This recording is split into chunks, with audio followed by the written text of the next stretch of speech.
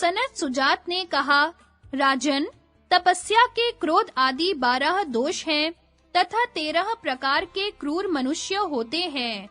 पितरों और ब्राह्मणों के धर्म आदि 12 गुण शास्त्रों में प्रसिद्ध हैं। काम, क्रोध, लोभ, मोह, असंतोष, निर्दयता, असूया, अभिमान, शोक, स्पृहा, ईर्ष्या और निंदा, मनुष्यों में रहने वाले ये 12 दोष सदा ही त्याग देने योग्य हैं। नरश्रेष्ठ जैसे व्याध मृगों को मारने का अवसर देखता हुआ उनकी टोह में लगा रहता है, उसी प्रकार इनमें से एक-एक दोष मनुष्यों का छिद्र देखकर उन पर आक्रमण करता है। अपनी बहुत बड़ाई करने वाले, लोलुप, अहंकारी, निरंतर क्रोधी, चंचल और आश्रितों की रक्षा नहीं करने वाले, ये 6 प्रकार के मनुष्य पापी हैं। महान संकट में पड़ने पर भी ये निडर होकर इन पाप कर्मों का आचरण करते हैं। संभोग में ही मन लगाने वाले, विषमता रखने वाले, अत्यंत मानी, दान देकर पश्चाताप करने वाले, अत्यंत कृपण, अर्थ और काम की प्रशंसा करने वाले तथा स्त्रियों के दोषी, ये 7 और पहले के 6 कुल 13 प्रकार के मनुष्य नृशंस वर्ग कहे गए हैं। धर्म, सत्य, इंद्रिय निग्रह, तप, मत्सरता का अभाव, लज्जा, सहनशीलता, किसी के दोष न देखना, यज्ञ करना, दान देना, धैर्य और शास्त्र ज्ञान, ये ब्राह्मण के 12 व्रत हैं। जो इन 12 व्रतों पर अपना प्रभुत्व रखता है, वह इस संपूर्ण पृथ्वी के मनुष्यों को अपने अधीन कर सकता है। इनमें से 3, 2 या 1 गुण से भी जो युक्त है, उसके पास सभी तरह का धन है, ऐसा समझना चाहिए। दम, त्याग और आत्म कल्याण में प्रमाद न करना, इन 3 गुणों में अमृत का वास है। जो मनीषी ब्राह्मण है, वे कहते हैं कि इन गुणों का मुख सत्य स्वरूप परमात्मा की ओर है, अर्थात ये परमात्मा की प्राप्ति कराने वाले हैं। दम 18 गुणों वाला है। कर्तव्य अकर्तव्य के विषय में विपरीत धारणा, असत्य भाषण, गुणों में दोष दृष्टि, स्त्री विषयक कामना, सदा धनोपार्जन में ही लगे रहना, भोगेच्छा, क्रोध, शोक, तृष्णा, लोभ, चुगली करने की आदत, डाह, हिंसा, संताप, चिंता, कर्तव्य की विस्मृति, अधिक बकवाद और अपने को बड़ा समझना, इन दोषों से जो मुक्त है, उसी को सत्पुरुष दांत कहते हैं। मद में 18 दोष हैं। ऊपर जो दम के विप्रय सूचित किए गए हैं, वे ही मद के दोष बताए गए हैं। त्याग 6 प्रकार का होता है। वह 6 प्रकार का त्याग अत्यंत उत्तम है, किंतु इनमें तीसरा अर्थात काम त्याग बहुत ही कठिन है। उसके द्वारा मनुष्य नाना प्रकार के दुखों को निश्चय ही पार कर जाता है। काम का त्याग कर देने पर सब कुछ जीत लिया जाता है। राजेंद्र, जो 6 प्रकार का सर्वश्रेष्ठ त्याग है, उसे बताते हैं। लक्ष्मी को पाकर हर्षित न होना, यह प्रथम त्याग है। यज्ञ होम आदि में तथा कुएं, तालाब और बगीचे बनाने आदि में धन खर्च करना दूसरा त्याग है। और सदा वैराग्य से युक्त रहकर काम का त्याग करना, यह तीसरा त्याग कहा गया है। तथा ऐसे त्यागी को सच्चिदानंद स्वरूप कहते हैं। अतः यह तीसरा त्याग विशेष गुण माना गया है। पदार्थों के त्याग से जो निष्कामता आती है, वह स्वेच्छा पूर्वक उनका उपभोग करने से नहीं आती। अधिक धन संपत्ति के संग्रह से भी निष्कामता नहीं सिद्ध होती तथा उसका कामना पूर्ति के लिए उपभोग करने से भी काम का त्याग नहीं होता। किए हुए कर्म सिद्ध न हो तो उनके लिए दुख न करें, उस दुख से ग्लानि नहीं उठाए। इन सब गुणों से युक्त मनुष्य यदि द्रव्यवान हो तो भी वह त्यागी है। कोई अप्रिय घटना हो जाए तो भी कभी व्यथा को न प्राप्त हो। अपने अभीष्ट पदार्थ स्त्री पुत्र आदि की कभी याचना न करें, सुयोग्य याचक के आ जाने पर उसे दान करें। इन सबसे कल्याण होता है। इन त्यागमय गुणों से मनुष्य अप्रमादी होता है। उस अप्रमाद के भी 8 गुण माने गए हैं। सत्य, ध्यान, समाधि, तर्क, वैराग्य, चोरी न करना, ब्रह्मचर्य और अपरिग्रह। ये 8 गुण त्याग और अप्रमाद दोनों के ही समझने चाहिए। इसी प्रकार जो मद के 18 दोष पहले बताए गए हैं, उनका सर्वथा त्याग करना चाहिए। प्रमाद के 8 दोष हैं, उन्हें भी त्याग देना चाहिए। भारत, 5 इंद्रियां और 6ठा मन, इनकी अपने-अपने विषयों में जो भोग बुद्धि से प्रवृत्ति होती है, 6 तो ये ही प्रमाद विषयक दोष हैं, और भूतकाल की चिंता तथा भविष्य की आशा, 2 दोष ये हैं। इन 8 दोषों से मुक्त पुरुष सुखी होता है। राजेंद्र, तुम सत्य स्वरूप हो जाओ। सत्य में ही संपूर्ण लोक प्रतिष्ठित हैं।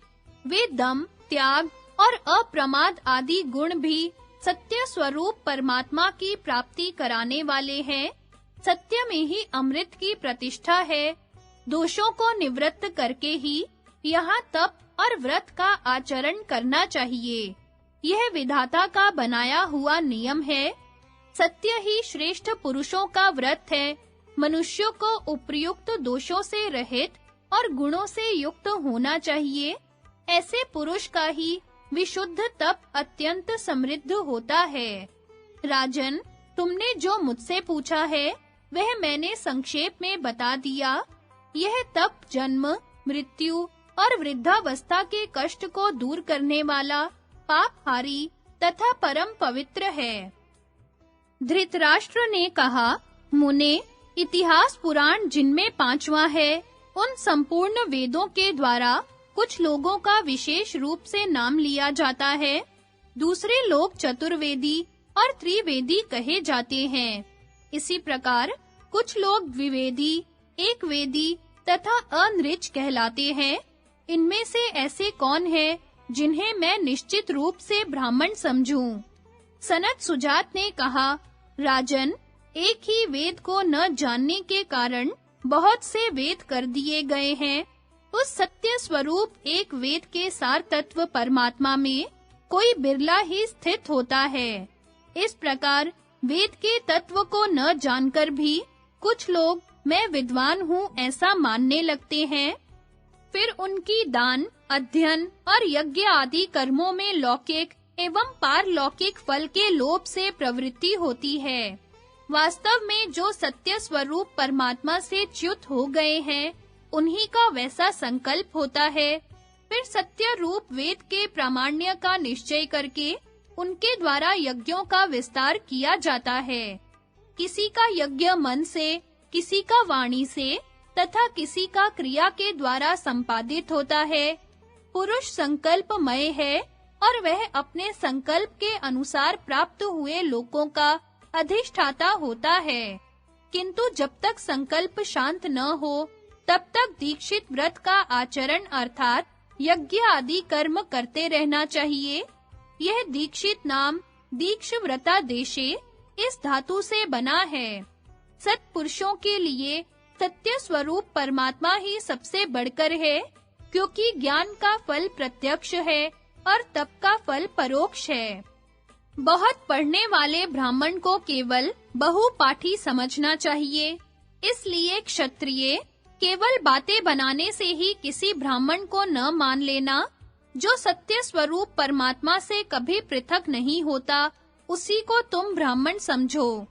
राजन, अथर्वा मुनि एवं महर्षि समुदाय ने पूर्व काल में जिनका गान किया है, वे ही छंद हैं।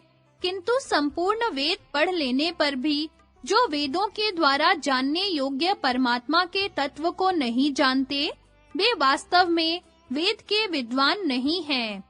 नर श्रेष्ठ, छंद उस परमात्मा में स्वच्छंद संबंध से स्थित हैं। इसलिए उनका अध्ययन करके ही वेदवेता आर्य जन वेद रूप परमात्मा के तत्व को प्राप्त हुए हैं। राजन, वास्तव में वेदों के तत्व को जानने वाला कोई नहीं है, अथवा यो समझो कि कोई बिरला ही उनका रहस्य जान पाता है। जो केवल वेद के वाक्यों को जानता है, वही वेद को भी जानता है, परंतु उस ज्ञाता को न वेद पाठी जानते हैं और न वेद ही।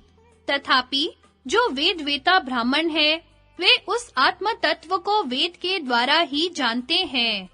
द्वितीया के चंद्रमा की सूक्ष्म कला को बताने के लिए जैसे वृक्ष की शाखा की ओर संकेत किया जाता है, उसी प्रकार उस सत्य स्वरूप परमात्मा का ज्ञान कराने के लिए ही वेदों का भी उपयोग किया जाता है।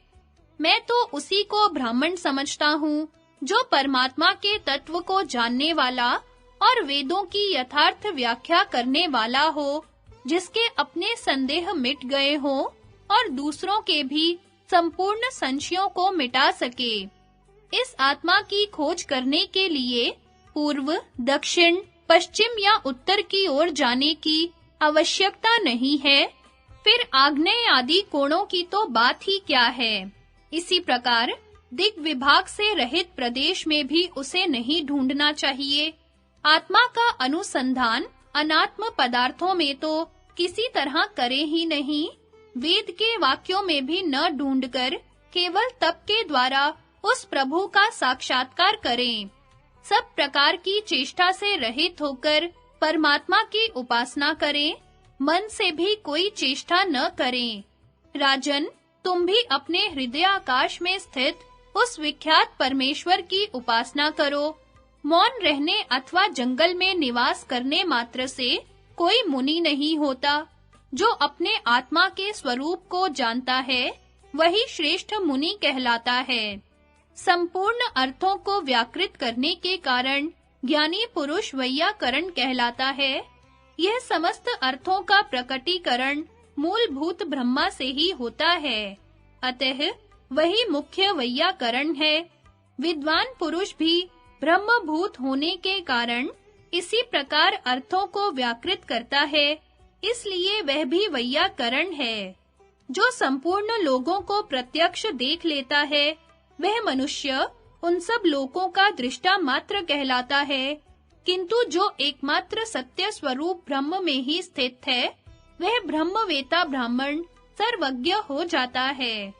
राजन, पूर्वोक्त धर्म आदि में स्थित होने से तथा वेदों का विधिवत अध्ययन करने से भी मनुष्य इसी प्रकार परमात्मा का साक्षात्कार करता है। यह बात अपनी बुद्धि द्वारा निश्चय करके मैं तथा ब्रह्म का निरूपण। सनत सुजातीय, चौथा अध्याय। धृतराष्ट्र ने कहा, सनत सुजात जी, आप जिस सर्वोत्तम और सर्वरूपा ब्रह्म संबंधिनी विद्या का उपदेश कर रहे हैं, उसमें विषय भोगों की चर्चा बिल्कुल भी नहीं है। कुमार, मेरा तो यह कहना है कि आप इस परम दुर्लभ विषय का पुनः प्रतिपादन करें। सनत सुजात ने कहा, राजन, तुम जो मुझसे प्रश्न करते समय अत्यंत हर्ष से फूल उठते हो, सो इस प्रकार जल्दबाजी करने से ब्रह्म की उपलब्धि नहीं होती। बुद्धि में मन के लय हो जाने पर सब वृत्तियों का निरोध करने वाली जो स्थिति है, उसका नाम है ब्रह्म विद्या, और वह ब्रह्मचर्य का पालन करने से ही उपलब्ध होती है। धृतराष्ट्र ने कहा, जो कर्मों द्वारा आरंभ होने योग्य नहीं है तथा कार्य के समय भी जो इस आत्मा में ही रहती है, उस अनंत ब्रह्म से संबंध रखने वाली इस सनातन विद्या को यदि आप ब्रह्मचर्य से ही प्राप्त होने योग्य बता रहे हैं, तो मेरे जैसे लोग ब्रह्म संबंधी अमृतत्व को कैसे पा सकते हैं? सनत सुजात जी बोले, अब मैं अव्यक्त ब्रह्म से संबंध रखने वाली उस पुरातन विद्या का वर्णन करूंगा, जो मनुष्यों की बुद्धि और ब्रह्मचर्य के द्वारा प्राप्त होती है, जिसे पाकर विद्वान पुरुष इस मरण धर्मा शरीर को सदा के लिए त्याग देते हैं तथा जो बुद्धि गुरुजनों में नित्य विद्यमान रहती है। धृतराष्ट्र ने कहा, ब्राह्मण, यदि वह ब्रह्म विद्या ब्रह्मचर्य के द्वारा ही सुगमता से जानी जा सकती है, तो पहले मुझे यही बताइए कि ब्रह्मचर्य का पालन कैसे होता है। सनत सुजात जी बोले, जो लोग आचार्य के आश्रम में प्रवेश कर अपनी सेवा से उनके अंतरंग भक्त हो ब्रह्मचर्य का पालन करते हैं, वे यहाँ ही शास्त्रकार हो जाते हैं और देह त्याग के पश्चात परम योग रूप परमात्मा को प्राप्त होते हैं। इस संसार में रहकर जो संपूर्ण कामनाओं को जीत लेते हैं और ब्राह्मी स्थिति प्राप्त करने के लिए ही नाना प्रकार के द्वंद्वों को सहन करते हैं, वे सत्व गुण में स्थित हो यहाँ ही मूंज से सींग की भांति इस देह से आत्मा को पृथक कर लेते हैं। भारत, यद्यपि माता और पिता ये ही दोनों इस शरीर को जन्म देते हैं, तथापि आचार्य के उपदेश से जो जन्म प्राप्त होता है, वह परम पवित्र और अजर अमर है।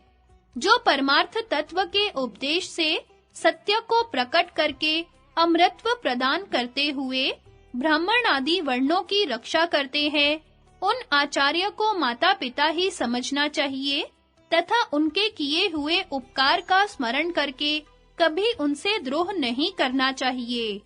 ब्रह्मचारी शिष्य को चाहिए कि वह नित्य गुरु को प्रणाम करे, बाहर भीतर से पवित्र हो, प्रमाद छोड़कर स्वाध्याय में मन लगावे, अभिमान न करे, मन में क्रोध को स्थान न दे।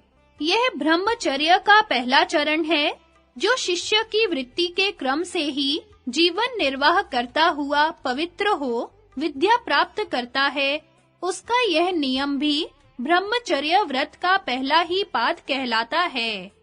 अपने प्राण और धन लगाकर भी मन, वाणी तथा कर्म से आचार्य का प्रिय करें, यह द्वितीय पाद कहा जाता है। गुरु के प्रति शिष्य की जैसी श्रद्धा और सम्मान पूर्ण बर्ताव हो, वैसा ही गुरु की पत्नी और पुत्र के साथ भी होना चाहिए। यह भी ब्रह्मचर्य का द्वितीय पाद ही कहलाता है। आचार्य ने जो अपना उपकार किया, उसे ध्यान में रखकर तथा उससे जो प्रयोजन सिद्ध हुआ, उसका भी विचार करके मन ही मन अत्यंत प्रसन्न होकर शिष्य आचार्य के प्रति जो ऐसा भाव रखता है कि इन्होंने मुझे बड़ी उन्नत अवस्था में पहुंचा दिया, यह ब्रह्मचर्य का तीसरा पाद है।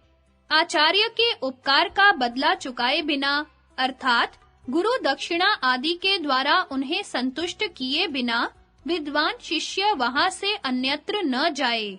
कभी मन में ऐसा विचार न लावे कि मैं गुरु का उपकार कर रहा हूँ, तथा मुंह से भी कभी ऐसी बात न निकाले। यह ब्रह्मचर्य का चौथा पाद है। ब्रह्मचारी शिष्य पहले गुरु के निकट शिक्षा और सदाचार का एक चरण प्राप्त करता है, फिर उत्साह पूर्वक तीक्ष्ण बुद्धि के द्वारा उसे दूसरे पाद का ज्ञान होता है। तत्पश्चात अधिक काल तक मनन करने से वह तीसरे पाद का ज्ञान प्राप्त करता है। फिर शास्त्र के द्वारा सहपाठियों के साथ विचार करने से वह चौथे पाद को जानता है। पूर्वोक्त 12 धर्म आदि जिसके स्वरूप है तथा दूसरे यम नियम आदि जिसके अंग एवं उत्साह शक्ति बल है, वह ब्रह्मचर्य आचार्य के संपर्क में रहकर वेद के अर्थ का तत्व जानने से ही सफल होता है, ऐसा विद्वानों का कथन है। इस तरह ब्रह्मचर्य पालन में प्रवृत्त होकर जो कुछ भी धन प्राप्त हो सके, उसे आचार्य को अर्पण करना चाहिए। ऐसा करने से वह शिष्य सत्पुरुषों की अनेक गुणों वाली वृत्ति को प्राप्त होता है। गुरु पुत्र के प्रति भी उसकी यही वृत्ति होती है। ऐसी वृत्ति से रहने वाले शिष्य की इस संसार में सब प्रकार से उन्नति होती है। वह बहुत से पुत्र और प्रतिष्ठा प्राप्त करता है। संपूर्ण दिशा विदिशाएं उसके लिए सुख की वर्षा करती हैं तथा उसके निकट बहुत से दूसरे लोग ब्रह्मचर्य पालन के लिए निवास करते हैं। इस ब्रह्मचर्य के पालन से ही देवताओं ने देवत्व प्राप्त किया और महान सौभाग्यशाली मनीषी ऋषियों को ब्रह्मलोक की प्राप्ति हुई। इसी के प्रभाव से गंधर्वों और अप्सराओं को दिव्य रूप प्राप्त हुआ। इस ब्रह्मचर्य के ही प्रताप से सूर्य देव समस्त लोकों को प्रकाशित करने में समर्थ होते हैं। रस भेद रूप चिंतामणि से याचना करने वालों को जैसे उनके अभीष्ट अर्थ की प्राप्ति होती है, उसी प्रकार ब्रह्मचर्य भी मनोवांछित वस्तु प्रदान करने वाला है। ऐसा समझकर ये ऋषि देवता आदि ब्रह्मचर्य के पालन से वैसे भाव को प्राप्त हुए। राजन, जो इस ब्रह्मचर्य का आश्रय लेता है, वह ब्रह्मचारी यम नियम आदि तप का आचरण करता हुआ अपने संपूर्ण शरीर को भी पवित्र बना लेता है तथा इससे विद्वान पुरुष निश्चय ही आत्म बल को प्राप्त होता है और अंत समय में वह मृत्यु को भी जीत लेता है। राजन, सकाम पुरुष अपने पुण्य कर्मों के द्वारा नाशवान लोकों को ही प्राप्त करते हैं, किंतु जो ब्रह्म को जानने वाला विद्वान है, वही उस ज्ञान के द्वारा सर्वरूप परमात्मा को प्राप्त होता है। मोक्ष के लिए ज्ञान के सिवा दूसरा कोई मार्ग नहीं है। धृतराष्ट्र बोले, विद्वान पुरुष यहाँ सत्य स्वरूप परमात्मा के जिस अमृत एवं अविनाशी परम पद का साक्षात्कार करते हैं, उसका रूप कैसा है? क्या वह सफेद सा, लाल सा अथवा काजल सा काला या सुवर्ण जैसे पीले रंग का प्रतीत होता है?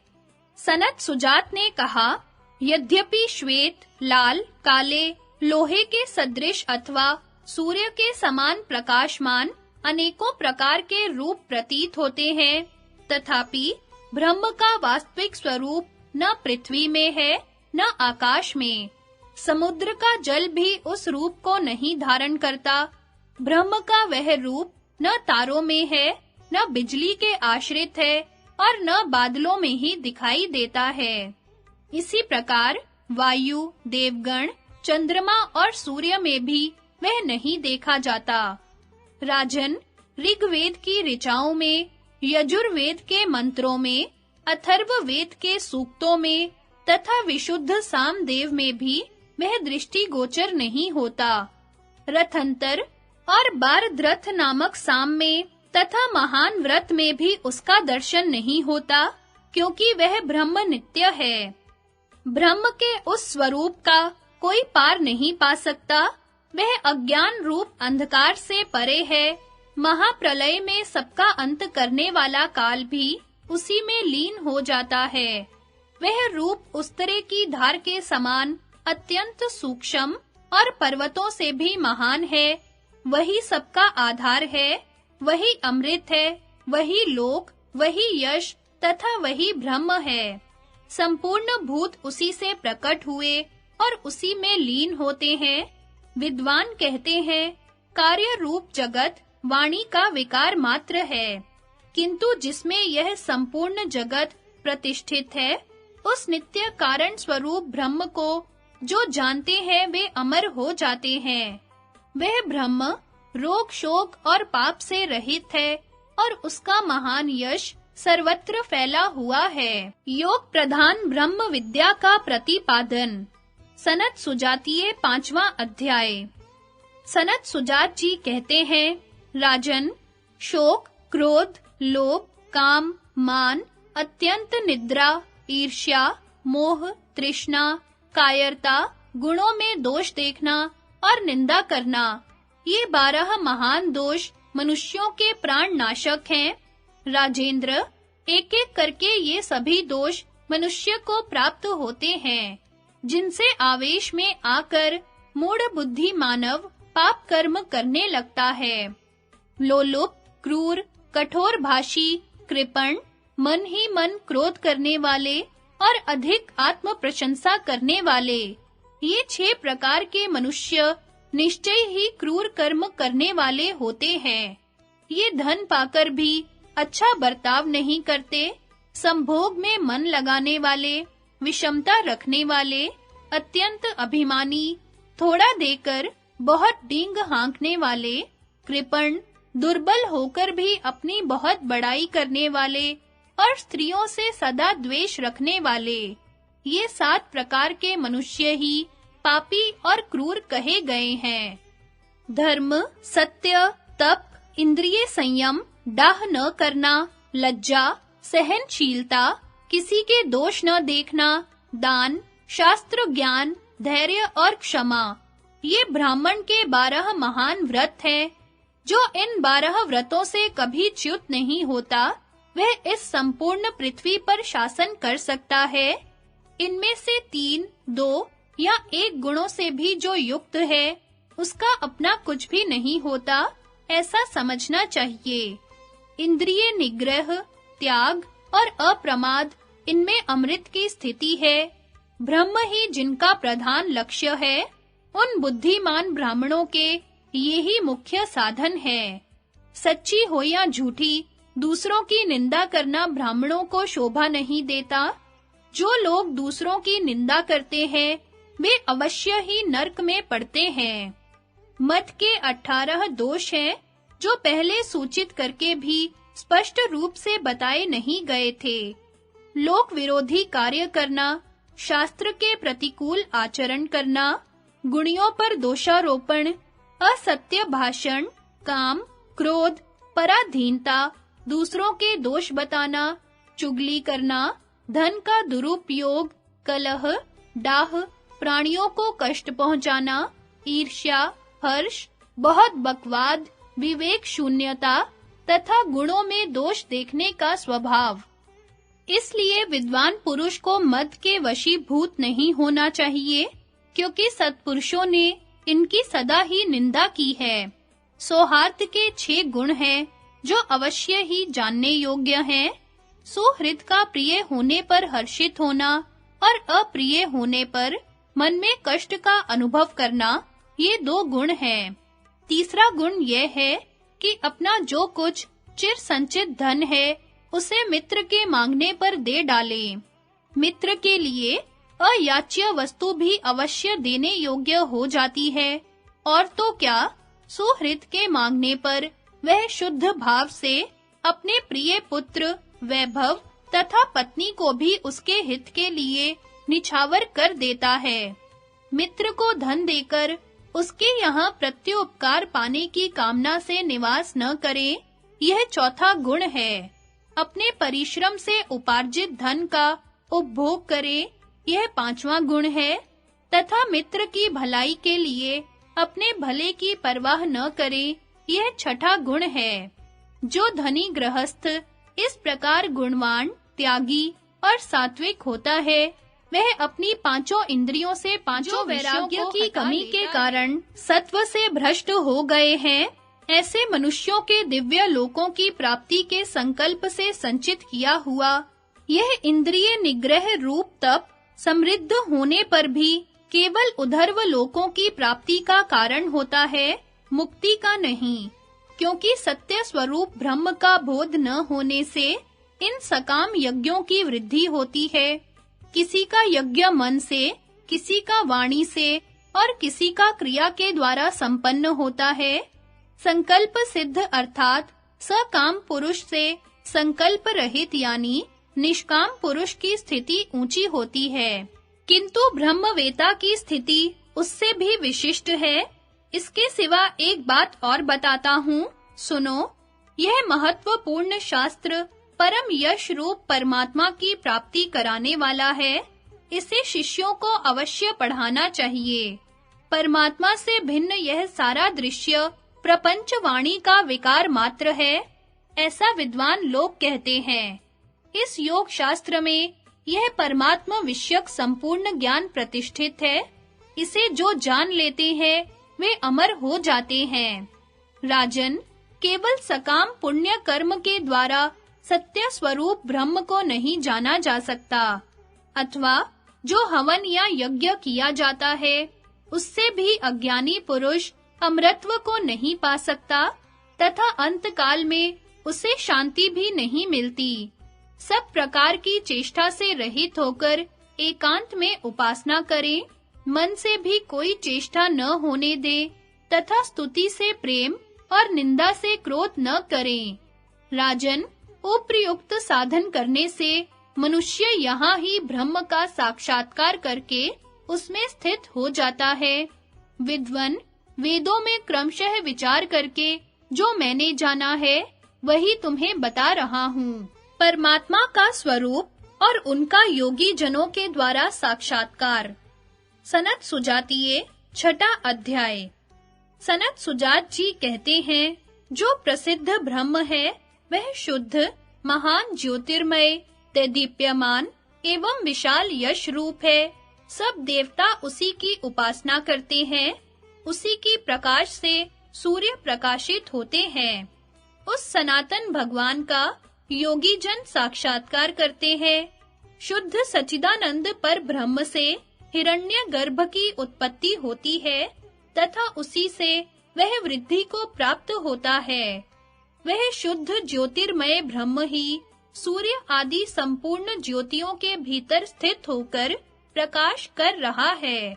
वह दूसरों से प्रकाशित न होकर स्वयं ही सबका प्रकाशक है। उसी सनातन भगवान का योगी जन साक्षात्कार करते हैं। परमात्मा से आप अर्थात प्रकृति उत्पन्न हुई। प्रकृति से सलिल यानी महत तत्व प्रकट हुआ। उसके भीतर आकाश में सूर्य और चंद्रमा ये दो देवता आश्रित हैं।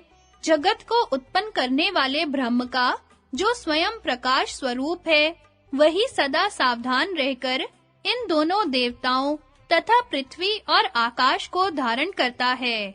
उस सनातन भगवान का योगी जन साक्षात्कार करते हैं। उक्त दोनों देवताओं को, पृथ्वी और आकाश को, संपूर्ण दिशाओं को तथा इस विश्व को वह शुद्ध ब्रह्म ही धारण करता है।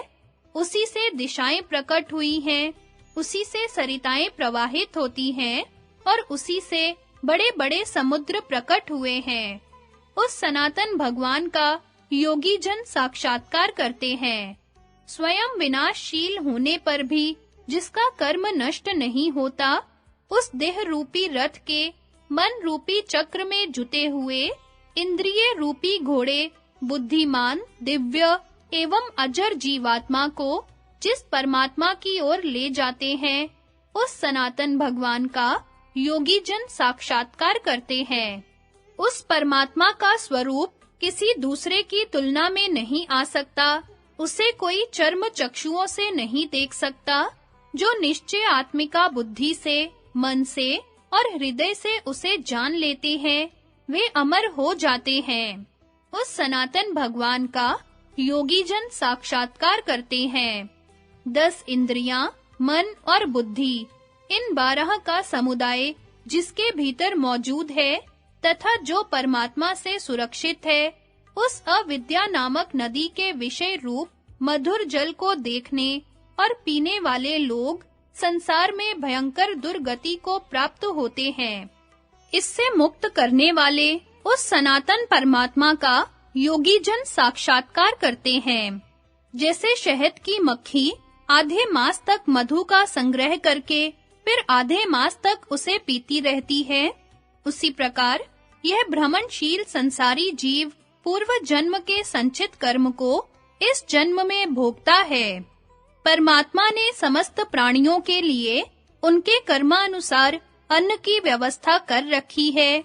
उस सनातन भगवान का योगी लोग साक्षात्कार करते हैं, जिसके विषय रूपी पत्ते सुवर्ण के समान मनोरम दिखाई पड़ते हैं। उस संसार रूपी अश्वत्थ वृक्ष पर आरूढ़ होकर पंखहीन जीव कर्म रूपी पंख धारण कर अपनी वासना के अनुसार विभिन्न योनियों में पड़ते हैं, किंतु जिसके ज्ञान से जीवों की मुक्ति होती है, उस सनातन परमात्मा का योगी जन साक्षात्कार करते हैं। पूर्ण परमेश्वर से पूर्ण चराचर प्राणी उत्पन्न होते हैं। पूर्ण से ही वे पूर्ण प्राणी चेष्टा करते हैं। फिर पूर्ण से ही पूर्ण ब्रह्म में उनका उपसंहार होता है तथा अंत में एकमात्र पूर्ण ब्रह्म ही शेष रहता है। उस सनातन परमात्मा का योगी लोग साक्षात्कार करते हैं। उस पूर्ण ब्रह्म से ही वायु का आविर्भाव हुआ है और उसी में उसकी स्थिति है। उसी से अग्नि और सोम की उत्पत्ति हुई है तथा उसी में इस प्राण का विस्तार हुआ है। कहाँ तक गिनावें, हम अलग-अलग वस्तुओं का नाम बताने में असमर्थ हैं। तुम इतना ही समझो कि सब कुछ उस परमात्मा से ही प्रकट हुआ है। उस सनातन भगवान का योगी लोग साक्षात्कार करते हैं। अपान को प्राण अपने में लीन कर लेता है, प्राण को चंद्रमा, चंद्रमा को सूर्य और सूर्य को परमात्मा अपने में लीन कर लेता है। उस सनातन परमेश्वर का योगी जन साक्षात्कार करते हैं। इस संसार सलिल से ऊपर उठा हुआ हंस रूप परमात्मा अपने एक अंश को ऊपर नहीं उठा रहा है। यदि उसे भी वह ऊपर उठा ले तो सबका बंध और मोक्ष सदा के लिए मिट जाए। उस सनातन परमेश्वर का योगी जन साक्षात्कार करते हैं। हृदय देश में स्थित वह अंगुष्ठ मात्र अंतर्यामी परमात्मा लिंग शरीर के संबंध से जीवात्मा के रूप में सदा जन्म मरण को प्राप्त होता है। उस सबके शासक, स्तुति के योग्य, सर्व समर्थ, सबके आदि कारण एवं सर्वत्र विराजमान परमात्मा को मूढ़ पुरुष नहीं देख पाते, किंतु योगी जन उस सनातन परमेश्वर का साक्षात्कार करते हैं। कोई साधन संपन्न हो या साधनहीन, सब मनुष्यों में समान रूप से यह ब्रह्म दृष्टि गोचर होता है। यह बद्ध और मुक्त में भी समभाव से स्थित है। अंतर इतना ही है कि इन दोनों में से जो मुक्त पुरुष है, वे आनंद के मूल स्रोत परमात्मा को प्राप्त हो जाते हैं। उसी सनातन भगवान का योगी लोग साक्षात्कार करते हैं। विद्वान पुरुष ब्रह्म विद्या के द्वारा इस लोक और परलोक दोनों को व्याप्त करके ब्रह्म भाव को प्राप्त करते हैं। उस समय उसके द्वारा यदि अग्निहोत्र आदि कर्म न भी हुए हों, तो भी वे पूर्ण हुए समझे जाते हैं। राजन, यह ब्रह्म विद्या तुम्हें लघुता न आने दे तथा इसके द्वारा तुम्हें वह प्रज्ञा प्राप्त हो जिसे धीर पुरुष ही प्राप्त करते हैं। उसी प्रज्ञा के द्वारा योगी लोग उस सनातन परमात्मा का साक्षात्कार करते हैं। इस प्रकार परमात्मा भाव को प्राप्त हुआ महात्मा पुरुष अग्नि को अपने में धारण कर लेता है। जो उस पूर्ण परमेश्वर को जान लेता है, उसका प्रयोजन नष्ट नहीं होता। उस सनातन परमात्मा का योगी लोग साक्षात्कार करते हैं। कोई मन के समान वेग वाला क्यों न हो और 10 लाख भी पंख लगाकर क्यों न उड़े, अंत में उसे हृदय स्थित परमात्मा में ही आना पड़ेगा। उस सनातन परमात्मा का योगी जन साक्षात्कार करते हैं। उस परमात्मा का स्वरूप देखने में नहीं आता। जिनका अंतःकरण अत्यंत विशुद्ध है, वे ही उसे देख पाते हैं। जो सबके हितैषी और मन को वश में करने वाले हैं तथा जिनके मन में कभी दुख नहीं होता, ऐसे होकर जो सन्यास लेते हैं, वे मुक्त हो जाते हैं। उस सनातन परमात्मा का योगी लोग साक्षात्कार करते हैं। जैसे सांप बिलों का आश्रय ले अपने को छिपाए रहते हैं, उसी प्रकार कुछ दंभी मनुष्य अपनी शिक्षा और व्यवहार की आड़ में अपने गूढ़ पापों को छिपाए रखते हैं। मूर्ख मनुष्य उन पर विश्वास करके अत्यंत मोह में पड़ जाते हैं और जो यथार्थ मार्ग यानी परमात्मा के मार्ग में चलने वाले हैं, उन्हें भी वे भय में डालने के लिए मोहित करने की चेष्टा करते हैं। किंतु योगी जन भगवत कृपा से उनके फंदे में न आकर उस सनातन परमात्मा का ही साक्षात्कार करते हैं। राजन, मैं कभी किसी के असत्कार का पात्र नहीं होता। मेरी न मृत्यु होती है, न जन्म, फिर मोक्ष तो हो ही कहां से सकता है। सत्य और असत्य सब कुछ मुझ सनातन संभ्रम में स्थित है। एकमात्र मैं ही सत और असत की उत्पत्ति का स्थान हूँ। मेरे स्वरूप भूत उस सनातन परमात्मा का योगी जन साक्षात्कार करते हैं। परमात्मा का न तो साधु कर्म से संबंध है और न असाधु कर्म से। यह विषमता तो देहाभिमानी मनुष्यों में ही देखी जाती है। ब्रह्म का स्वरूप सर्वत्र समान ही समझना चाहिए। इस प्रकार ज्ञान योग से युक्त होकर उस आनंदमय ब्रह्म को ही पाने की इच्छा करें। उस सनातन परमात्मा का योगी लोग साक्षात्कार करते हैं। इस ब्रह्मवेता पुरुष के हृदय को निंदा के वाक्य संतप्त नहीं करते। मैंने स्वाध्याय नहीं किया, अग्निहोत्र नहीं किया, इत्यादि बातें भी उसके मन को कलेश नहीं पहुंचाती। ब्रह्म विद्या शीघ्र ही उसे वह स्थिर बुद्धि प्रदान करती है जिसे धीर पुरुष ही प्राप्त करते हैं। उस बुद्धि के द्वारा जो प्राप्त होने योग्य है, उस सनातन परमात्मा का योगी जन साक्षात्कार करते हैं। इस प्रकार जो समस्त भूतों में परमात्मा को निरंतर देखता है, वह ऐसी दृष्टि प्राप्त होने के अनंतर अन्य विषय भोगों में आसक्त मनुष्यों के लिए क्या शोक करे। जैसे सब ओर जल से लबालब भरे बड़े जलाशय के प्राप्त होने पर जल के लिए अन्यत्र जाने की आवश्यकता नहीं होती, उसी प्रकार आत्मज्ञानी के लिए संपूर्ण वेदों की जरूरत नहीं रह जाती। यह अंगुष्ठ मात्र अंतर्यामी परमात्मा सबके हृदय के भीतर स्थित है, किंतु किसी को दिखाई नहीं देता। वह अजन्मा, चराचर स्वरूप और दिन रात सावधान रहने वाला है। जो उसे जान लेता है, वह विद्वान परमानंद में निमग्न हो जाता है। धृतराष्ट्र, मैं ही सबकी माता और पिता हूँ, मैं ही पुत्र हूँ और सबका आत्मा भी मैं ही हूँ। जो है वह भी और जो नहीं है वह भी मैं ही हूँ। भारत, मैं ही तुम्हारा बूढ़ा पितामह, पिता और पुत्र भी हूँ।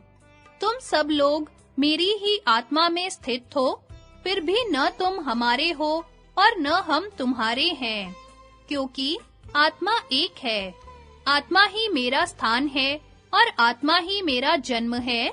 मैं सब में ओतप्रोत और अपनी नजर महिमा में स्थित हूँ। मैं अजन्मा, चराचर स्वरूप तथा दिन रात सावधान रहने वाला हूँ। मुझे जानकर विद्वान पुरुष परम प्रसन्न हो जाता है।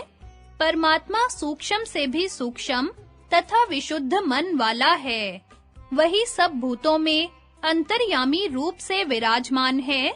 संपूर्ण प्राणियों के हृदय कमल में स्थित उस परम पिता को विद्वान कौरवों की सभा में आकर दुर्योधन को अर्जुन का संदेश सुनाना। वैशंपायन जी कहते हैं, राजन, इस प्रकार भगवान सनत सुजात और बुद्धिमान विदुर जी के साथ बातचीत करके राजा धृतराष्ट्र की सारी रात बीत गई। प्रातः काल होते ही देश देशांतरों से आए हुए सब राजा लोग तथा भीष्म, द्रोण, कृप, शल्य, कृतवर्मा, जयद्रथ, अश्वत्थामा, विकर्ण, सोमदत्त, बाहलीक, विदुर और युयुत्सु ने महाराज धृतराष्ट्र के साथ तथा दुशासन, चित्रसेन, शकुनी, दुर्मुख, दुस्सह, कर्ण, उलूक और विवंशिति ने कुरुराज दुर्योधन के साथ सभा में प्रवेश किया। वे सभी संजय के मुख से पांडवों की धर्मार्थ युक्त बातें सुनने के लिए उत्सुक थे। सभा में पहुंचकर वे सब अपनी-अपनी मर्यादा के अनुसार आसनों पर बैठ गए। इतने में ही द्वारपाल ने सूचना दी कि संजय सभा के द्वार पर आ गए हैं। संजय तुरंत ही रथ से उतरकर सभा में आए और कहने लगे, कौरवगण, मैं पांडवों के पास से आ रहा हूँ। उन्होंने आयु के अनुसार सभी कौरवों को यथा योग्य कहा है। धृतराष्ट्र ने पूछा, संजय, मैं यह पूछता हूँ कि वहाँ सब राजाओं के बीच में दुरात्माओं को प्राण दंड देने वाले अर्जुन ने क्या कहा था? संजय ने कहा, राजन, वहाँ श्री कृष्ण के सामने महाराज युधिष्ठिर की सम्मति से महात्मा अर्जुन ने जो शब्द कहे हैं, उन्हें कुरुराज दुर्योधन सुन लें। उन्होंने कहा है कि जो काल के गाल में जाने वाला मंद बुद्धि महामूढ़ सूत पुत्र सदा ही मुझसे युद्ध करने की डींग हाँकता रहता है, उस कटुभाषी दुरात्मा कर्ण को सुनाकर तथा जो राजा लोग पांडवों के साथ युद्ध करने के लिए बुलाए गए हैं, उन्हें सुनाते हुए तुम मेरा संदेश इस प्रकार कहना, जिससे मंत्रियों के सहित राजा दुर्योधन उसे पूरा सुन सके। गांडीवधारी अर्जुन युद्ध के लिए उत्सुक जान पड़ता था। उसने आंखें लाल करके कहा है, यदि दुर्योधन महाराज युधिष्ठिर का राज्य छोड़ने के लिए तैयार नहीं है, तो अवश्य ही धृतराष्ट्र के पुत्रों का कोई ऐसा पाप कर्म है जिसका फल उन्हें भोगना बाकी है। यदि दुर्योधन चाहता है कि कौरवों का भीम, अर्जुन, नकुल, सहदेव, श्री कृष्ण, सात्यकी, धृष्टद्युम्न, शिखंडी और अपने संकल्प मात्र से पृथ्वी एवं आकाश को भस्म कर सकने वाले महाराज युधिष्ठिर के साथ युद्ध हो तो ठीक है। इसमें तो पांडवों का सारा मनोरथ पूर्ण हो जाएगा। पांडवों के हित की दृष्टि से आपको संधि करने की कोई आवश्यकता नहीं है, फिर तो युद्ध ही होने दें। महाराज युधिष्ठिर तो नम्रता, सरलता, तप, दम, धर्म रक्षा और बल इन सभी गुणों से संपन्न हैं। वे बहुत दिनों से अनेक प्रकार के कष्ट उठाते रहने पर भी सत्य ही बोलते हैं तथा आप लोगों के कपट व्यवहारों को सहन करते रहते हैं। किंतु जिस समय वे अनेकों वर्षों से इकट्ठे हुए अपने क्रोध को कौरवों पर छोड़ेंगे, उस समय दुर्योधन को पछताना पड़ेगा। जिस समय दुर्योधन रथ में बैठे हुए गदाधारी भीमसेन को बड़े वेग से क्रोध रूप विष उगलते हुए देखेगा, उस समय उसे युद्ध करने के लिए अवश्य पश्चाताप होगा। जिस प्रकार फूस की झोपड़ियों का गांव आग से जलकर खाक हो जाता है, वैसी ही दशा कौरवों की देखकर बिजली मारे हुए खेत के समान अपनी विशाल वाहिनी को नष्ट भ्रष्ट देखकर तथा भीमसेन की शास्त्र अग्नि से झुलसकर कितने ही वीरों को धराशायी और कितनों को ही भय से भागते देखकर दुर्योधन को युद्ध छेड़ने के लिए जरूर पछताना पड़ेगा। जब विचित्र योद्धा नकुल युद्ध स्थल में शत्रुओं के सिरों की ढेरी लगा देगा, जब लज्जाशील सत्यवादी और समस्त धर्मों का आचरण करने वाला फुर्तीला वीर सहदेव शत्रुओं का संहार करता हुआ शकुनी पर आक्रमण करेगा, और जब दुर्योधन द्रौपदी के महान धनुर्धर शूरवीर और रथ युद्ध विशारद पुत्रों को कौरवों पर झपटते देखेगा, तो उसे युद्ध ठानने के लिए अवश्य अनुताप होगा। अभिमन्यु तो साक्षात श्री कृष्ण के समान ही बली है।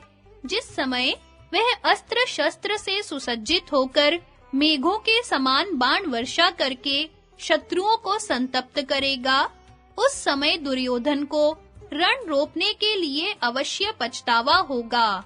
जिस समय वृद्ध महारथी विराट और द्रुपद अपनी सेनाओं के सहित सुसज्जित होकर सेना सहित धृतराष्ट्र पुत्रों पर दृष्टि डालेंगे, उस समय दुर्योधन को पश्चाताप करना ही पड़ेगा। जब कौरवों में अग्रगण्य संत शिरोमणि महात्मा भीष्म शिखंडी के हाथ से मारे जाएंगे, तो मैं सच कहता हूँ, मेरे शत्रु बच नहीं सकेंगे। इसमें तुम तनिक भी संदेह न करना। जब अतुलित तेजस्वी सेना नायक धृष्टद्युम्न अपने बाणों से धृतराष्ट्र के पुत्रों को पीड़ित करते हुए द्रोणाचार्य पर आक्रमण करेंगे, तो दुर्योधन को युद्ध छेड़ने के लिए पछताना पड़ेगा।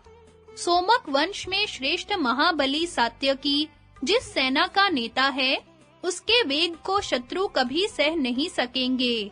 तुम दुर्योधन से कहना कि अब तुम राज्य की आशा छोड़ दो, क्योंकि हमने शिनी के पौत्र युद्ध में अद्वितीय रथी महाबली सात्यकी को अपना सहायक बना लिया है। वह सर्वथा निर्भय और अस्त्र शस्त्र संचालन में पारंगत है। जिस समय दुर्योधन रथ में गांडीव धनुष, श्री कृष्ण और उनके दिव्य 5 जन्य शंख, घोड़े, 2 अक्षय तूणीर, देवदत्त शंख और मुझको देखेगा, उस समय उसे युद्ध के लिए पछतावा ही होगा। जिस समय युद्ध करने के लिए इकट्ठे हुए उन लुटेरों को नष्ट करके नवीन युग को प्रवृत्त करने के लिए मैं आग के समान प्रज्वलित होकर कौरवों को भस्म करने लगूंगा, उस समय पुत्रों के सहित महाराज धृतराष्ट्र को भी बड़ा कष्ट होगा। दुर्योधन का सारा गर्व गलित हो जाएगा और अपने भाई, सेना तथा सेवकों के सहित राज्य से भ्रष्ट होकर वह मंदमती वैरियों के हाथ से मार खाकर कांपने लगेगा तथा उसे बड़ा पश्चाताप होगा। मैंने वज्रधर इंद्र से यह वर मांगा था कि इस युद्ध में श्री कृष्ण मेरे सहायक हों। एक दिन पूर्वाहन में मैं जप करके बैठा था कि एक ब्राह्मण ने आकर मुझसे कहा, अर्जुन, तुम्हें दुष्कर कर्म करना है, अपने शत्रुओं के साथ युद्ध करना है। तुम क्या चाहते हो? उच्च श्रवा घोड़े पर बैठकर वज्र हाथ में लिए इंद्र तुम्हारे शत्रुओं का नाश करते आगे-आगे चलें, अथवा सुग्रीव आदि घोड़ों से युक्त दिव्य रथ पर बैठे भगवान श्री कृष्ण तुम्हारी रक्षा करते हुए पीछे चलें। उस समय मैंने वज्रपाणी इंद्र को छोड़कर इस युद्ध में सहायक रूप से श्री कृष्ण का ही वरण किया। इस प्रकार इन डाकुओं के वध के लिए मुझे श्री कृष्ण मिल गए हैं। मालूम होता है यह देवताओं का ही किया हुआ विधान है। श्री कृष्ण भले ही युद्ध न करें, फिर भी यदि ये मन से ही किसी की जय का अभिनंदन करने लगेंगे, तो वह अपने शत्रुओं को अवश्य परास्त कर देगा। भले ही देवता और इंद्र ही उसके शत्रु हो, फिर मनुष्यों की तो बात ही क्या है। इन श्री कृष्ण ने आकाशचारी सौभयान के स्वामी महाभयंकर और मायावी राजा शाल्व से युद्ध किया था और सौप के दरवाजे पर ही शाल्व की छोड़ी हुई शतघनी को हाथों से पकड़ लिया था। भला इनके वेग को कौन मनुष्य सहन कर सकता है। मैं राज्य प्राप्ति की इच्छा से पितामह भीष्म, पुत्र सहित आचार्य द्रोण और अनुपम वीर कृपाचार्य को प्रणाम करके युद्ध करूंगा। मेरे विचार से तो जो कोई पापात्मा इस युद्ध में पांडवों से लड़ेगा, उसका निधन धर्मतः निश्चित है। कौरवों, मैं तुमसे स्पष्ट कहता हूँ, धृतराष्ट्र के पुत्रों का जीवन यदि बच सकता है, तो युद्ध से दूर रहने पर ही ऐसा संभव है। युद्ध करने पर तो कोई भी नहीं बचेगा, यह बात निश्चित है। मैं संग्राम भूमि में कर्ण और धृतराष्ट्र पुत्रों को मारकर कौरवों का सारा राज्य जीत लूंगा। जिस प्रकार अजात शत्रु महाराज युधिष्ठिर शत्रुओं के संहार में हमें सफल मनोरथ मान रहे हैं, वैसे ही अदृष्ट के ज्ञाता श्री कृष्ण को भी इसमें कोई संदेह नहीं है। मैं स्वयं भी सावधान होकर अपनी बुद्धि से देखता हूँ, तो मुझे इस युद्ध का भावी रूप ऐसा ही दिखाई देता है। मेरी योग दृष्टि भी भविष्य दर्शन में भूल करने वाली नहीं है। मुझे स्पष्ट दिख रहा है कि युद्ध करने पर धृतराष्ट्र के पुत्र जीवित नहीं रहेंगे। जिस प्रकार ग्रीष्म ऋतु में अग्नि प्रज्वलित होकर गहन वन को जला डालती है, मैं अस्त्र विद्या की विभिन्न रीतियों से स्थूणाकर्ण, पाशुपतास्त्र, ब्रह्मास्त्र और इंद्र अस्त्र आदि महान अस्त्रों का प्रयोग करके किसी को बाकी नहीं छोड़ूंगा। संजय, तुम उनसे स्पष्ट कह देना कि मेरा यह दृढ़ और उत्तम निश्चय है कि मुझे ऐसा करने पर ही शांति मिलेगी। अतः उन्हें वही करना चाहिए जो वृद्ध भीष्म, कृपाचार्य, द्रोणाचार्य, अश्वत्थामा और बुद्धिमान विदुर जी कहें। वैसा करने पर ही कौरव लोग जीवित रह सकेंगे। भीष्म और द्रोण की सम्मति तथा संजय द्वारा पांडव पक्ष के वीरों का वर्णन। वैशंपायन जी कहते हैं, भरत नंदन, उस समय कौरवों की सभा में सभी राजा लोग एकत्रित थे। संजय का भाषण समाप्त होने पर शांतनु नंदन भीष्म ने दुर्योधन से कहा, एक समय बृहस्पति, शुक्राचार्य तथा इंद्र आदि देवगण ब्रह्मा जी के पास गए और उन्हें घेर कर बैठ गए। उसी समय दो प्राचीन ऋषि अपने तेज से सबके चित्त एवं तेज को हरते हुए सबको लांघ कर चले गए। बृहस्पति जी ने ब्रह्मा जी से पूछा कि ये दोनों कौन हैं जो आपकी उपासना किए बिना ही चले जा रहे हैं? तब ब्रह्मा जी ने बतलाया कि ये प्रबल पराक्रमी महाबली नर नारायण ऋषि हैं जो अपने तेज से पृथ्वी एवं स्वर्ग को प्रकाशित कर रहे हैं। इन्होंने अपने कर्म से संपूर्ण लोकों के आनंद को बढ़ाया है। इन्होंने परस्पर अभिन्न होते हुए भी असुरों का विनाश करने के लिए 2 शरीर धारण किए हैं। ये अत्यंत बुद्धिमान तथा शत्रुओं को संतप्त करने वाले हैं। समस्त देवता और गंधर्व इनकी पूजा करते हैं। सुनते हैं, इस युद्ध में जो अर्जुन और श्री कृष्ण एकत्र हैं, ये दोनों नर नारायण नाम के प्राचीन देवता ही हैं। इन्हें इस संसार में इंद्र के सहित देवता और असुर भी नहीं जीत सकते। इनमें श्री कृष्ण नारायण है और अर्जुन नर है। वस्तुतः नारायण और नर ये 2 रूपों में एक ही वस्तु है। भैया दुर्योधन, जिस समय तुम शंख, चक्र और गदा धारण किए श्री कृष्ण को और अनेकों अस्त्र शस्त्र एवं भयंकर गांडीव धनुष लिए अर्जुन को एक ही रथ में बैठे देखोगे, उस समय तुम्हें मेरी बात याद आएगी। यदि तुम मेरी बात पर ध्यान नहीं दोगे तो समझ लेना कि कौरवों का अंत आ गया है तथा तुम्हारी बुद्धि अर्थ और धर्म से भ्रष्ट हो गई है। तुम्हें तो 3 की ही सलाह ठीक जान पड़ती है। एक तो अधम जाति सूत पुत्र कर्ण की, दूसरे सुबल पुत्र शकुनी की और तीसरे अपने क्षुद्र बुद्धि पापात्मा भाई दुशासन की। इस पर कर्ण बोल उठा, पितामह, आप जैसी बात कह रहे हैं वह आप जैसे वयोवृद्धों के मुख से अच्छी नहीं लगती। मैं क्षात्र धर्म में स्थित रहता हूँ और कभी अपने धर्म का परित्याग नहीं करता। मेरा ऐसा कौन सा दुराचार है जिसके कारण आप मेरी निंदा कर रहे हैं? मैंने दुर्योधन का कभी कोई अनिष्ट नहीं किया और अकेला मैं ही युद्ध में सामने आने पर समस्त पांडवों को मार डालूंगा।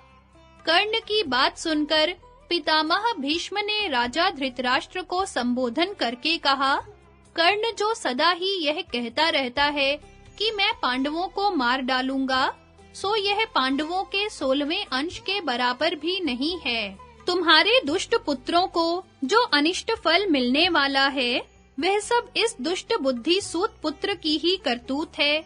तुम्हारे पुत्र मंदमती दुर्योधन ने भी इसी का बल पाकर उनका तिरस्कार किया है। पांडवों ने मिलकर और अलग-अलग जैसे दुष्कर कर्म किए हैं, वैसा इस सूत पुत्र ने कौन सा पराक्रम किया है। जब विराट नगर में अर्जुन ने इसके सामने ही इसके प्यारे भाई को मार डाला था, तो इसने उसका क्या कर लिया था। जिस समय अर्जुन ने अकेले ही समस्त कौरवों पर आक्रमण किया और इन्हें परास्त करके इनके वस्त्र छीन लिए, उस समय क्या यह कहीं बाहर चला गया था?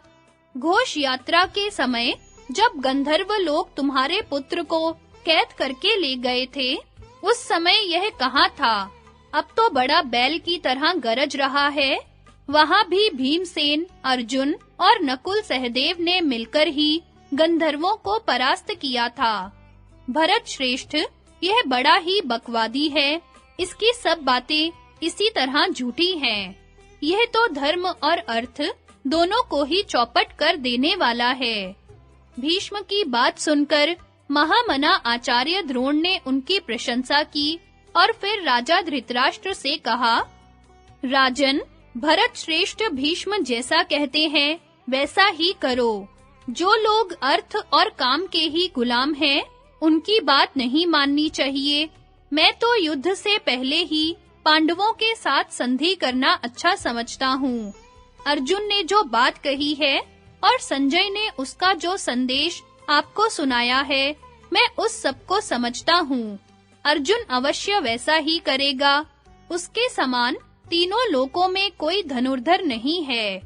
राजा धृतराष्ट्र ने भीष्म और द्रोण के कथन पर कोई ध्यान नहीं दिया और वे संजय से पांडवों का समाचार पूछने लगे।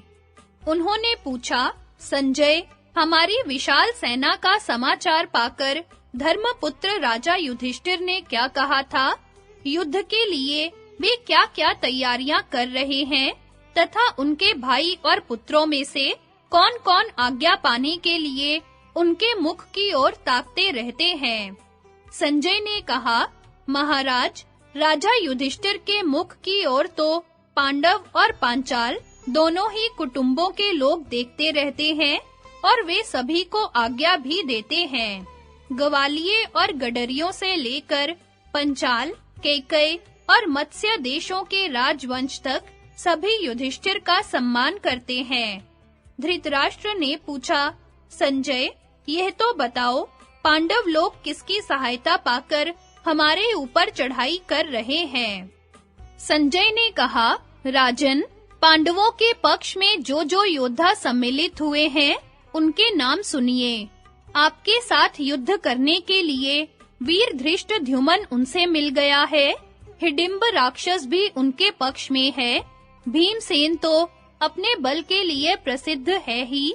वारणावत नगर में उन्होंने पांडवों को भस्म होने से बचाया था। उन्होंने गंधमादन पर्वत पर क्रोधवश नाम के राक्षसों का नाश किया था। उनकी भुजाओं में 10,000 हाथियों का बल है। उन्हीं महाबली भीम के साथ पांडव लोग आप पर आक्रमण कर रहे हैं। अर्जुन के पराक्रम के विषय में तो कहना ही क्या है। श्री कृष्ण के साथ अकेले अर्जुन ने ही अग्नि की तृप्ति के लिए युद्ध में इंद्र को परास्त कर दिया था। इन्होंने युद्ध करके साक्षात देवादिदेव त्रिशूल पाणी भगवान शंकर को प्रसन्न किया था। यही नहीं, धनुर्धर अर्जुन ने ही समस्त लोकपालों को जीत लिया था। उन्हीं अर्जुन को साथ लेकर पांडव आप पर चढ़ाई कर रहे हैं। जिन्होंने मलेच्छों से भरी हुई पश्चिम दिशा को अपने अधीन कर लिया था, वे तरह-तरह से युद्ध करने वाले वीर नकुल भी उनके साथ हैं, तथा जिन्होंने काशी, अंग, मगध और कलिंग देशों को युद्ध में जीत लिया था, वे सहदेव भी आप पर आक्रमण करने में उनके सहायक हैं। पितामह भीष्म के वध के लिए जिसे यक्ष ने पुरुष कर दिया है, वह शिखंडी भी बड़ा भारी धनुष धारण किए पांडवों के साथ है। केकई देश के 5 सहोदर राजकुमार बड़े धनुर्धर हैं। वे भी कवच धारण करके आप पर चढ़ाई कर रहे हैं। सात्यकी कितनी फुर्ती से शस्त्र चलाने वाला है, उसके साथ भी आपको संग्राम करना पड़ेगा। जो अज्ञातवास के समय पांडवों के आश्रय बने थे, उन राजा विराट से भी युद्ध स्थल में आप लोगों की मुठभेड़ होगी। महारथी काशीराज भी उनकी सेना का योद्धा है। आपके ऊपर चढ़ाई करते समय वह भी उनके साथ रहेगा। जो वीरता में श्री कृष्ण के समान और संयम में महाराज युधिष्ठिर के समान है, उस अभिमन्यु के सहित पांडव लोग आप पर आक्रमण करेंगे। शिशुपाल का पुत्र एक अक्षौहिणी सेना लेकर पांडवों के पक्ष में सम्मिलित हुआ है। जरासंध के पुत्र सहदेव और जयसेन ये रथ युद्ध में बड़े ही पराक्रमी हैं। वे भी पांडवों की ओर से ही युद्ध करने को तैयार हैं। महातेजस्वी द्रुपद बड़ी भारी सेना के सहित पांडवों के लिए प्राणांत युद्ध करने के लिए तैयार हैं। इसी प्रकार पूर्व और उत्तर दिशाओं के और भी सैकड़ों राजा पांडवों के पक्ष में है, जिनकी सहायता से धर्मराज युधिष्ठिर युद्ध की तैयारी कर रहे हैं। धृतराष्ट्र का पांडव पक्ष के वीरों की प्रशंसा करते हुए युद्ध के लिए अनिच्छा प्रकट करना। राजा धृतराष्ट्र ने कहा, संजय, यूं तो तुमने जिन-जिन का उल्लेख किया है, वे सभी राजा बड़े उत्साही हैं। फिर भी एक और उन सबको मिलाकर समझो और दूसरी ओर अकेले भीम को। जैसे अन्य जीव सिंह से डरते रहते हैं, वैसे ही मैं भी भीम से डरकर रात भर गर्म-गर्म सांसें लेता हुआ जागता रहता हूँ। कुंती पुत्र भीम बड़ा ही असहनशील, कट्टर शत्रुता मानने वाला, सच्ची हंसी करने वाला, उन्मत्त, टेढ़ी निगाह से देखने वाला, भारी गर्जना करने वाला, महान वेगवान, बड़ा ही उत्साही, विशाल बाहु और बड़ा ही बली है। वह अवश्य युद्ध करके मेरे अल्पवीर्य पुत्रों को मार डालेगा। उसकी याद आने पर मेरा दिल धड़कने लगता है। बाल्यावस्था में भी जब मेरे पुत्र उसके साथ खेल में युद्ध करते थे, तो वह उन्हें हाथी की तरह मसल डालता था। जिस समय वह रणभूमि में क्रोधित होगा, उस समय अपनी गदा से रथ, हाथी, मनुष्य और घोड़े सभी को कुचल डालेगा। वह मेरी सेना के बीच में होकर रास्ता निकाल लेगा, उसे इधर-उधर भगा देगा और जिस समय हाथ में गदा लेकर रण आंगन में नृत्य सा करने लगेगा, उस समय प्रलय सी मचा देगा। देखो, मगध देश के राजा महाबली जरासंध ने यह सारी पृथ्वी अपने वश में करके संतप्त कर रखी थी, किंतु भीमसेन ने श्री कृष्ण के साथ उसके अंतःपुर में जाकर उसे भी मार डाला। भीमसेन के बल को मैं ही नहीं, ये भीष्म, द्रोण और कृपाचार्य भी अच्छी तरह जानते हैं। शोक तो मुझे उन लोगों के लिए है जो पांडवों के साथ युद्ध करने पर ही तुले हुए हैं। विदुर ने आरंभ में जो रोना रोया था, आज वही सामने आ गया। इस समय कौरवों पर जो महान विपत्ति आने वाली है, उसका प्रधान कारण जुआ ही जान पड़ता है।